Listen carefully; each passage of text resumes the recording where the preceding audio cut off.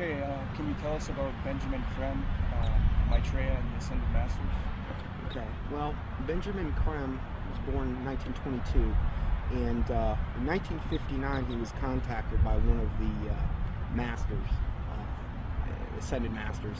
They don't really get real specific who actually contacted him first, but what they did is asked him if he wanted to participate in this coming, where he would actually talk about and be kind of like the John the Baptist for the coming Maitreya, as they called him.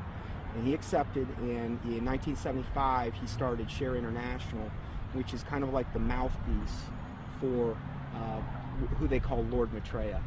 And in 1977, Maitreya actually made, according to them, his physical appearance, where he came from the Himalayas, and supposedly he occupied a body, came in on a plane from the Himalayas, and they even used that whole thing about him coming from the Himalayas in 1977 to say that this fulfills the Bible scriptures where it said he will come in the clouds, which is such a joke. But so Maitreya has really been, or Benjamin Creme has really been, like, again, the kind of like the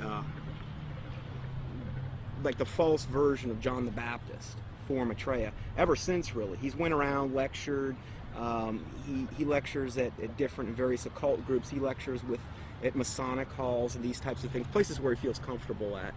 And he's been trying to herald in Maitreya for a long time. They've made many predictions where, they said, okay, he's most likely going to appear within this time frame, and most of the time they've just got everything wrong. So they'll say, well, he could appear any moment, but we don't really know when.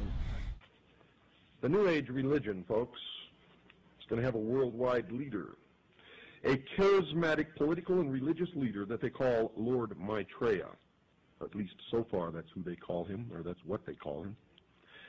This individual, as far as I know, has not made his public appearance yet, but the New Agers claim that he is on the earth at the present time. They claim that he came to live with the Asian community in East London, England, in July 1977 by descending from his ancient retreat in the Himalaya mountains along the border of India and Tibet. They further believe that his imminent emergence into full public view is assured. They also claim that this individual is the one that the Christians call Christ, the Jews call the Messiah, the Buddhists call the fifth Buddha, the Hindus call Krishna, and the Muslims call the Imam Mahdi. In other words, all of the major religions of the world are awaiting the arrival of this one individual. And they say that he is on the earth now, patiently waiting for the appointed time to reveal his existence to the peoples of the world. They say that he will apparently assume the leadership of all of these religions, and when he does, he will create a one-world religion. The New Agers have written that in the esoteric tradition, previously defined as being intended for or understood by only a chosen few as an inner group of disciples or initiates, in other words, the esoteric means hidden. They claim that the word Christ is not the name of an individual, but the name of an office or function within the spiritual hierarchy of masters. They claim that the masters are a group of perfected men who have guided human evolution from behind the scenes for centuries, and they believe that this Lord Maitreya is that Christ. Now, Manly P. Hall has written of this individual by identifying him as, quote, the way, the truth, and the life, which coming to every life redeems all who accept it, unquote. Since Jiddu Krishnamurti, featured in Zeitgeist Addendum, failed as the world teacher responsible for ushering in the Age of Aquarius one-world system, Theosophists, Freemasons, and occultists have been waiting for their world teacher since then. Well, on January 9th, 1959, a student of Alice Bailey and Blavatsky, who was already familiar with the doctrine of the Ascended Masters, Benjamin Creme, would come into contact with powerful forces who would appoint him to introduce Maitreya, the world teacher, to humanity. Creme's first experience is as follows. On January 3rd, 1959, Creme became possessed by an energy, and a message from an outside force said to him, "Go to Blackfriars Bridge, south side, Blackheath side, on January 9th, 9:30 p.m. So on January 9th, 1959, Benjamin Creme followed these instructions and crossed Blackfriars Bridge in London, walking to the south side. There was no one about. It was deserted. There was a car waiting at the far end of the bridge. He walked beside the car and looked inside of it. There were some people in it who he did not know, but one of them was a man who told him he had been receiving messages from the Ascended Masters. From there, Creme started receiving messages again from this force, who he now believed were these Ascended Masters that Theosophy invented. This entity told Creme to pull out his tape recorder. It began giving Creme long dictations, which he repeated into the tape recorder. The entity said, "Now our master Maitreya himself has something important to tell you." Creme then claimed to be overshadowed by Maitreya, this leader of the Ascended Masters. In a sense, he was possessed by Maitreya. Creme claims that the experience was that of total identification with everything and everybody in the world, a kind of universal experience such as he had never felt. He was filled with a foreign tremendous energy. Creme claimed to have seen a vision of himself in the future, as well as Maitreya, the world teacher, who ushers in the age of Aquarius, one world system. Later he was instructed that he would help introduce Maitreya to the world. Since then, Creme started an organization called Share International. They have a website as well. It is aimed at promoting Maitreya and the teachings of Theosophy and the New Age. Creme admitted that he was influenced by Helena Blavatsky and Alice Bailey. Quote, "To many today, this awareness includes the recognition of higher states of consciousness attained by those who make up the emerging spiritual kingdom, the masters and initiates of the world. Their existence was first revealed in modern time by H.P. Blavatsky, co-founder of the Theosophical Society, as long ago as 1875. A more detailed communication about the masters and their work was given by Alice A. Bailey between 1919 and 1949. In her book The Externalization of the Hierarchy, she revealed the existence of a planned return to physical plane work and activity by this group of enlightened men, which return, I submit, has already begun." I think that what Blavatsky wrote down, even by her own admission, was not written by a ascended master, and I don't think that ascended masters exist. She was being deceived. Regardless of what we think, we have to at least believe her and the others involved in the high levels of the Theosophic movement, that what they got, the core levels, their secret doctrine, was given to them by off-world entities. The research becomes, who are these off-world entities? And this is the other part of that research. Is what those entities said true or not? I understand that it's very poetic. It's very easy and seductive to believe, because when you read some of her stuff or some of the other stuff that's written directly from demonic entities, it's extremely seductive. We must understand that these beings are thousands of years older than us, and they're very smart. We're no match for them. The smartest of us are no match for the intellect of them, but their desire is to deceive us. So we are outmatched in this regard. So that's why it's seductive when we read it. The most current thing that they're doing right now has been since last December, this supposed star sign, which is really, again, they just try to knock off from the Bible as much as they possibly can. This is like a knockoff of the Star of Bethlehem in the Bible. And in that, they're saying that there's going to be these, what they call star-like luminaries in the sky. 4 of them that are in different quadrants of the earth. They're 5 times the size of a football field, according to them. And people are seeing these things, and they've got a whole, up on shareinternational.org, they've got a whole section devoted to this, where people are sending in pictures, there's stars, and what they are spaceships. That's what they're admitting to at this point. And more people are seeing them, but evidently this is going to be the thing that really, really heralds in Maitreya, up until they have the day of declaration when he makes his public emergence. And this is supposed to be on the major media? Yes. When he makes his big debut, what they've said is they've already secured an interview with a major U.S. TV network, and then one in Japan, I believe, as well. So during this time he's going to, the day of declaration, supposedly he's going to basically telepathically communicate with masses and masses of people. They supposedly will hear them in their own language. They'll be able to comprehend him. Supposedly they'll feel this infinite love. And there will be many also supposed miraculous healings taking place around the world at the same time. And most likely, this day of declaration will come on the heels of some or multiple cataclysmic events, most likely the first thing being an economic meltdown, which is what he's predicted way back from the 90s.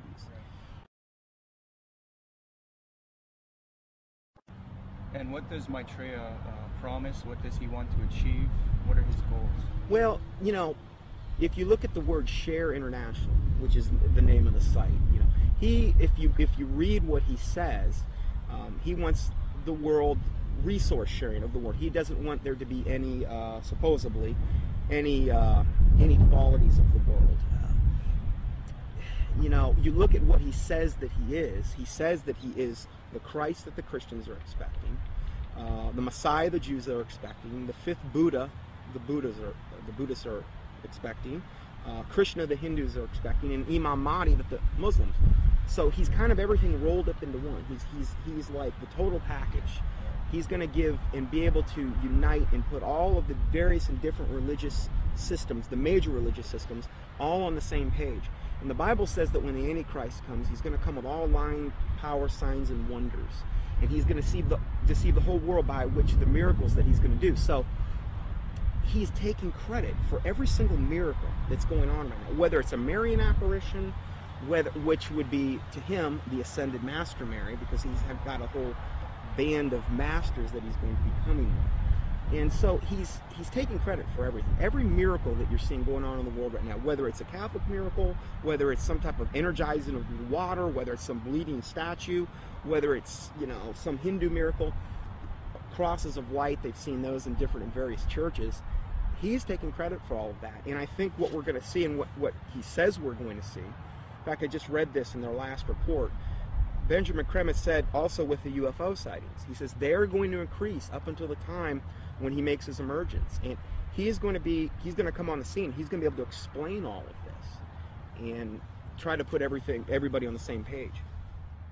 My personal belief is that the Antichrist, or the world teacher, will seem to actually be Christ, in the sense that he will seem to destroy some old system and some old bad leader. And I think that it will somehow be tied to, I don't know, this is my guess, but it will somehow be tied to some sort of fake or alien invasion or presence of some sort.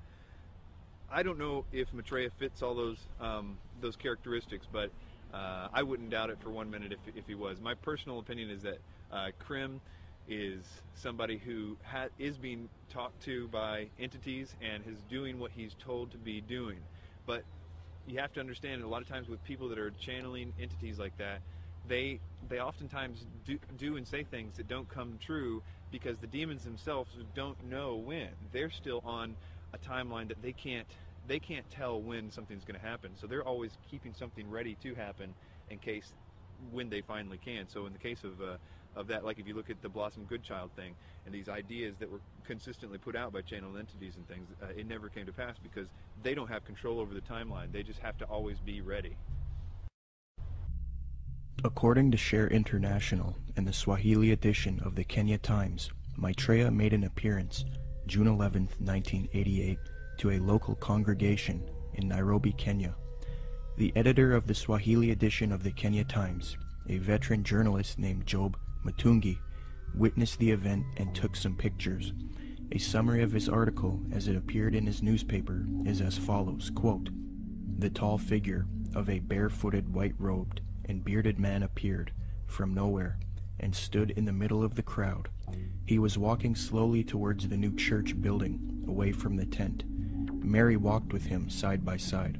I stared at the stranger without blinking, wafted on top of his turbaned head, his feet, and his entire body. In clear Swahili, which had no traces of accent, the strange man announced that the people of Kenya were blessed, especially those who had gathered at the venue that afternoon. We are nearing the time of the reign of heaven. But before that, I shall come back and bring a bucket full of blessings for all of you, the man said. A bucket full of blessings is a reference to the astrological symbol for the age of Aquarius. Aquarius is depicted as a man carrying a pitcher of water in the zodiac. But continuing with the article, quote, "It took the crowd nearly 20 minutes to recover after the man left the meeting in a car belonging to a Mr. Gurnam Singh, who offered to give him a lift. But it will probably take Mr. Singh his lifetime to recover from the shock he got 2 minutes later. On reaching the bus terminus, the man informed Mr. Singh to stop the car. On getting out, he walked a few paces beside the road and simply vanished into thin air." New Age expert and attorney Constance Cumby, author of The Hidden Dangers of the Rainbow, had stumbled onto this Maitreya figure in her research in the 80s. Her book, published in 1983, was the first book to give a full expose on Maitreya and Benjamin Creme. On page 21, she notes a Denver Post interview conducted by Jack Kissling speaking to Benjamin Creme, quote, "Won't the advent of a single world religion annoy the hierarchies of all the current Orthodox religions?" I asked. "More than that," he said with a smile. "They will be shocked. I dare say they will be among the last to accept the Christ." But according to Kissling, Creme said confidently, "It will come because it must. We will begin to live," he said, "as potential gods," unquote. Constance Cumby also notes that Creme is a Luciferian by citing a WLAC radio interview, quote, "In a November 9, 1982 radio interview over WLAC, Nashville, Benjamin Creme told the entire Bible Belt that Lucifer came to planet Earth from planet Venus 18.5 million years ago and made the supreme sacrifice for us," unquote. Constance Cumby had direct contact with Benjamin Creme face-to-face in Detroit, Michigan. "I had the opportunity to meet this brave woman, and she showed me the place in which she had attended a lecture by Benjamin Creme.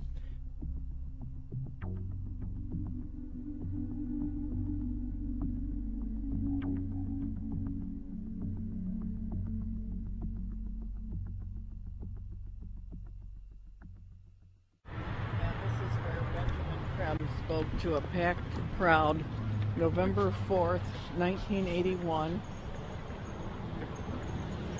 and Bread for the World was out there, had tables, Oxfam, every group you could think of was sitting out there. They were passing out brochures. The brochure is reproduced in both of my books. Benjamin Creme came in. He gave some kind of a hand signal that looked something like that, and I thought at first he was waving to somebody, but the crowd appeared to flip into a trance. And then he started speaking, and he was rotating his head. I can't even come close to, it was as close to a 180-degree spin of a head as I've ever seen. How his head didn't snap off, I'll never know. And then he started talking and laying out what they were doing, and the crowd was thoroughly under several degrees of hypnosis. I knew many people in that crowd from political circles and social circles in Detroit for many years, and I talked to some of them, and the common denominator was they had all been through one kind of mind control course or another, one type of New Age class or another. I talked to a fellow behind me, Al Banks, and I said, he was a film producer doing much what you're doing now. And I said, "Al, I know what I'm doing here tonight. What are you doing here?" And he said, "Because, Connie," he said, "I'm taking a course in miracles at Unity." He said, "I've joined Unity. We're all required to take a spiritual growth class. I've taken a course in miracles. It was a class requirement that we be here tonight." And then he said, "You know, Connie, I would have thought a progressive person like you would have joined Unity a long time ago." Well, then I started explaining to him exactly why I haven't. And he snapped, the glaze snapped off his eyes for a little bit. He thanked me for telling him. And then Creme came in and started doing his thing. And at the end of the evening, they had been promised an appearance by Maitreya, the Christ, channeled through Benjamin Creme himself, that Maitreya would speak through Benjamin Creme. And Benjamin Creme asked everybody to join in the recitation of the Great Invocation. I told the woman standing next to me, I will not say the great invocation with you. I will say my own prayer. And she was a nice little prim, proper looking black lady. Could have been active in any Black Baptist church in Detroit from her appearance. And she said, no, that's all right, honey. We all have our own paths to God. And I said, the reason I will not say the great invocation with you, the scriptures clearly said that the Antichrist would come denying that Jesus was the Christ. I said, Benjamin Creme has denied it all evening and said Jesus was not the Christ and this Maitreya was.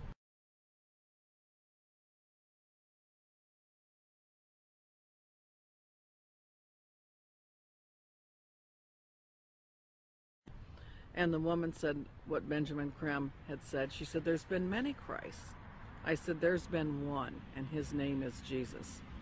And people turned from rows around and looked at me like I was crazy.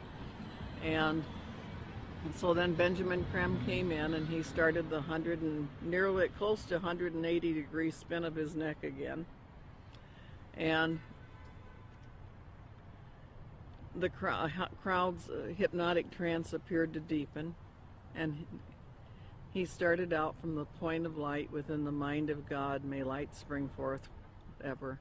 And I went nice and clear, and I'll tell you, the acoustics in that building are wonderful. I said, Our Father, who art in heaven, hallowed be thy name. Thy kingdom come, thy will be done. And I did that each and every stanza. And they got down to the last part, said, may light and love and power fulfill the plan on earth, and may it seal the door where evil dwells. And I said nice and loud and clear, I said, may Jesus Christ return to earth and end the evil present in this room tonight. Well, the funniest thing happened, or may I say it did not happen. Benjamin Creme stood there. He waited, and he waited. He clearly was watching for something to come over him, and it didn't happen. And he finally said to the crowd, he said, that will be all. You are dismissed. And of course everybody was extremely disappointed. And we went to the door, and I went walking out. I had brought some co-spies with me. They were kind of chickening out at that point and waiting for me. They were afraid of being ripped limb to limb. And I stood down there, and a number of those people knew me, and they were just furious with me. And I stood there calm, cool, and collected, and I said, well, I said, if you're Maitreya the Christ, Betreya the Christ, or whatever his name's supposed to be, or everything he's cracked up to be, one lousy Christian in there saying the Lord's Prayer shouldn't have stopped him. And Benjamin Creme has never come back to Detroit, although that was probably the most successful night financially and crowd-wise that he'd had in the United States. The following is a video taken in Iraq at a Shia Muslim festival.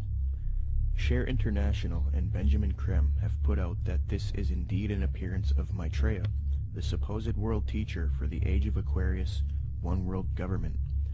Commenting on this video, Share International reports, quote, Imam Mahdi, unexpected appearance, proclaims the title of a video posted on YouTube. A miraculous figure of glowing brilliant white light appeared on a video filmed in Karbala, Iraq, on the night of Ashura, 6 January 2008. This Shia Muslim ceremony commemorates the martyrdom of the grandson of the Prophet, Hussein, whose tomb is in Karbala. Benjamin Creme's master confirms that the light figure is Maitreya, Imam Mahdi to the Muslims, and that his dance-like movements with a sword remind us of his coming with the sword of cleavage. Could this be real, or is it a hoax? Is Maitreya real, or is he a hoax? Whatever the case may be, it turns out that it is not only New Agers and occultists who believe in this Maitreya, but politicians, presidents, and elitists also follow Maitreya. Wayne Peterson, a retired American diplomat and admitted supporter of Maitreya with connections to the Pentagon and the United Nations, stated the following about Mikhail Gorbachev and the White House in a Vision magazine interview, June 20th, 2000. Reporter Kendall Klug asks, I believe Mikhail Gorbachev has publicly stated his belief of the existence of Maitreya. Do you know if this is true? Wayne Peterson answers, I have one little story I could tell you about Gorbachev. A friend of mine who has worked with the World Bank went to the Heads of State Conference in Europe and gave a speech where he borrowed many of Maitreya's ideas for economic reform out of a book by Benjamin Creme that I had given him.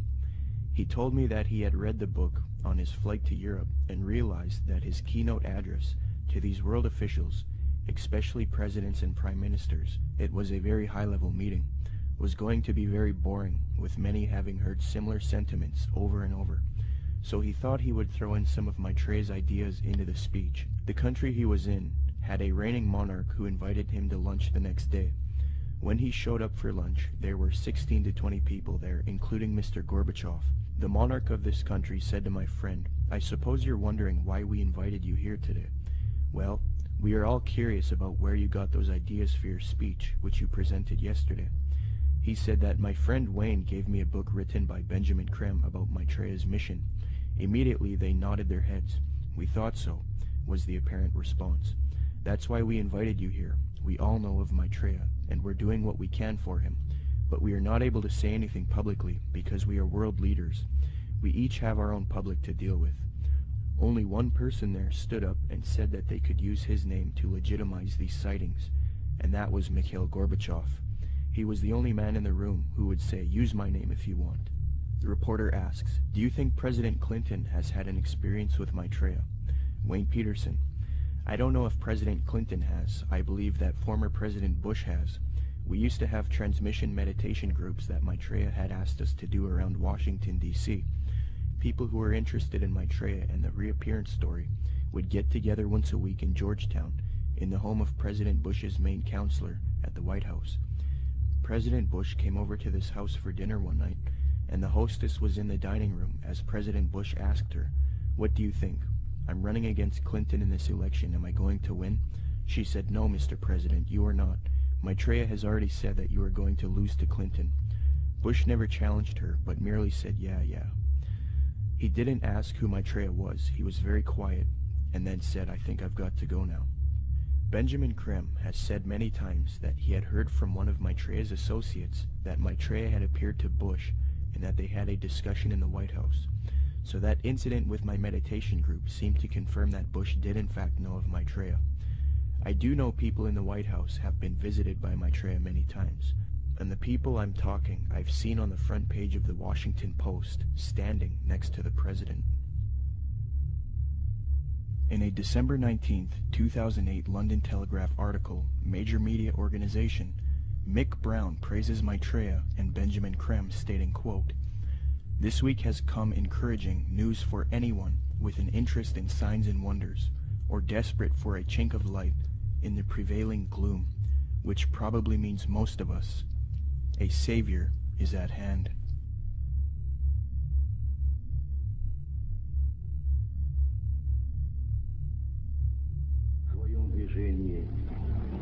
Другом направлении, к новому мировому порядку.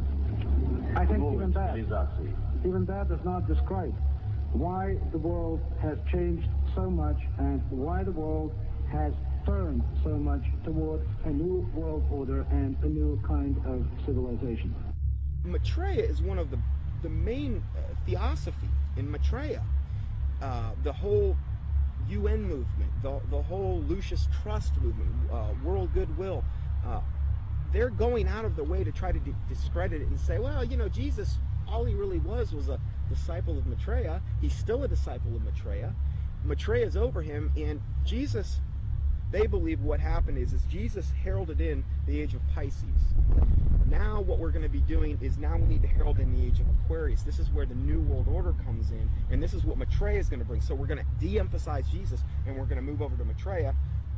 Jesus is just a disciple of Maitreya anyway, according to them.